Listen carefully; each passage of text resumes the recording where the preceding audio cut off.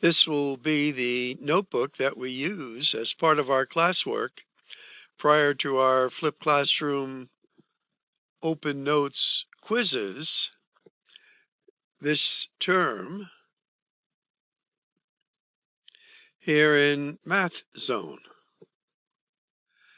Now, in topic 1, we're going to take a look at real number line and then absolute values.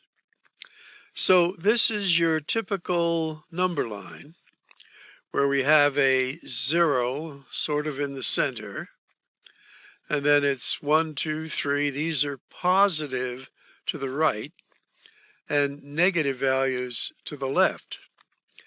Now, what are real numbers? Well, in our mathematical hierarchy of sets of numbers, the first one that we have, and this hopefully is a review for you, are natural numbers. And you can write this word right up there.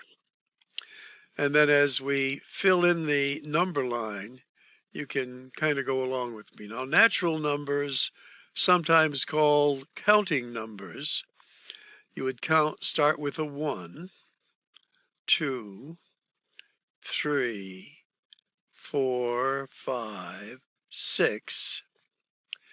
And this continues, this arrow here indicates it continues to positive infinity, which is out in this direction. Now, this is a concept indicating that something goes on and just never stops. Those would be the natural or counting numbers. Now, another set of numbers are the whole numbers. Now, in order to make natural numbers into whole numbers, all we have to do is add the 0. Now, the next set of numbers are integers. Well, if you look on the right side, these are counting numbers, natural numbers. We add the 0, we get whole numbers. Now, is there something we could add to these counting numbers to make them a 0? And the answer is yes, we could add their opposite. So if we added a -1 and a +1, you would end up with a 0. And that gives rise to the next set of numbers called integers. Integers, by definition, are the whole numbers and their opposites. So that would include the negative, in a sense, whole numbers. So we would just put dots here. And then going to the left, in this direction, you run into what is called negative infinity.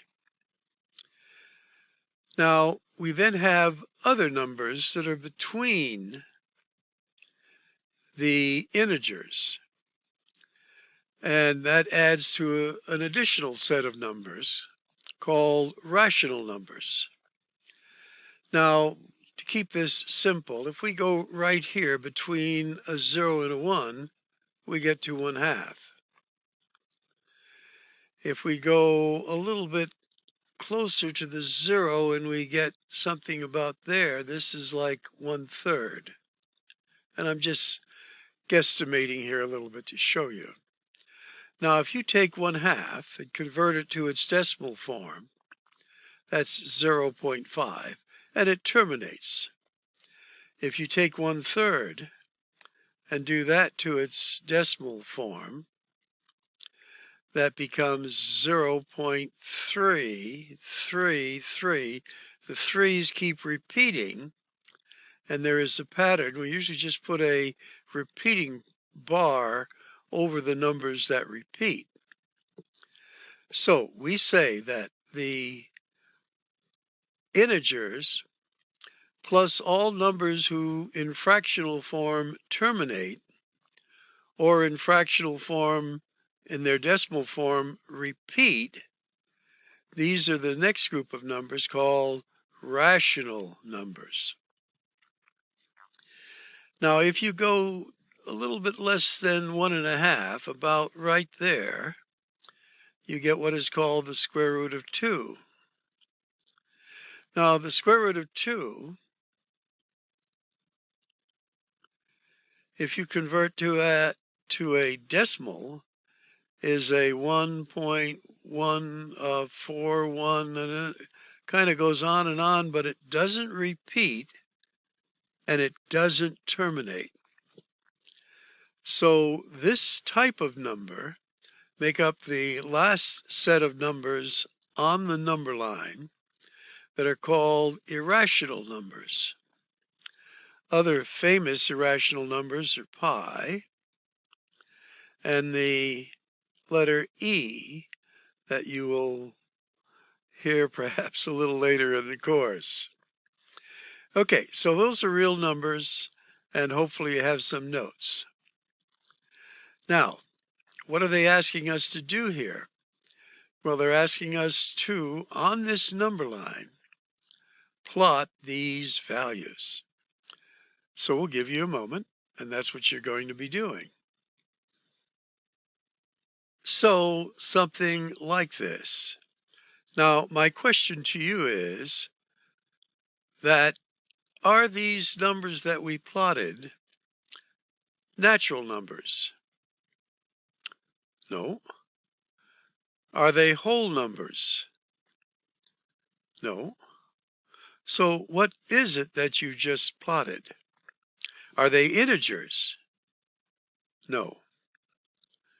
These would be rational numbers because all of these are, in a sense, in their decimal fraction form. Negative numbers to the left of 0, positive numbers to the right. All right, let's move on. In doing example 2, we're asked to place these symbols, this one being less than, this one being greater than, and this one equal to. So to make this true, which symbol would you put here?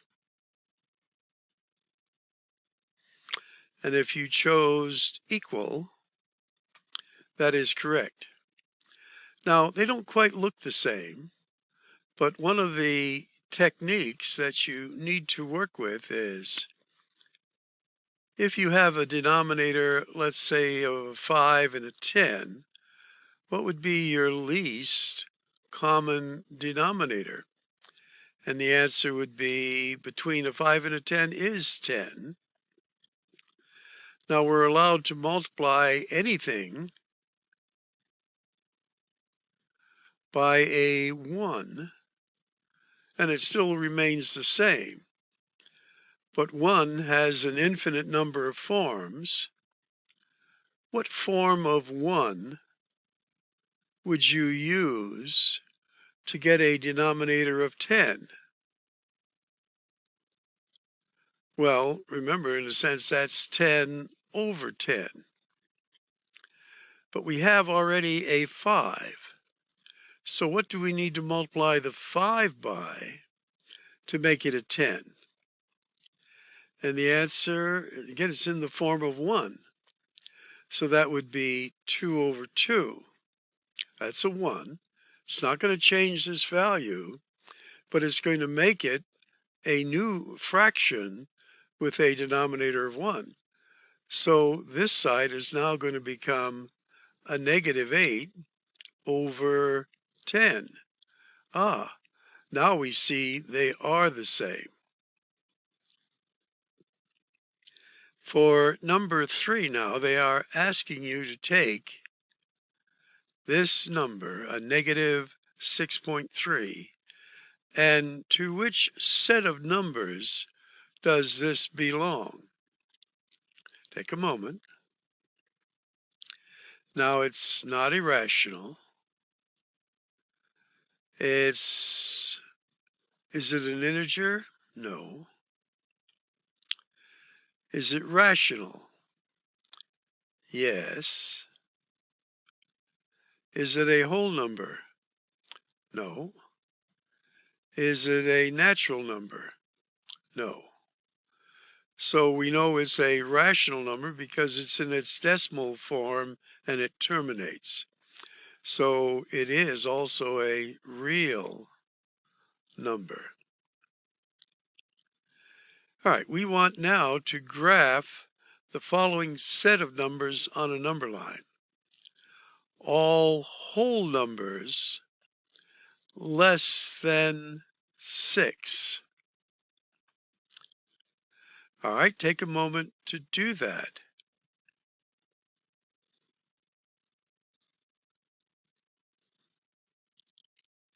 Did you get something like this? Now, since it's less than 6, 6 is not included in the set. And since they are whole numbers, you have to stop at 0. Keep in mind that throughout this, what we're using here is items that you'll find in your practice and then later you certify. And qualifying for certify earns points that are toward your grade. Practice does not count toward your grade. All right, let's go on. So in review, the vertical lines on either side of a number stand for the absolute value, and this is the counting value of something from 0. So generally, it's always going to be positive. So the absolute value of a positive 3 is 3. The absolute value of a negative 3 is 3. Now here, when the negative sign is in front of the absolute sign, we say the absolute value of 3 is 3, but then we apply the negative. So this would be negative 3. Now here they're asking what values of x, the absolute value of x, would equal 78. So take a moment. And that would be a positive 78 or a negative 78.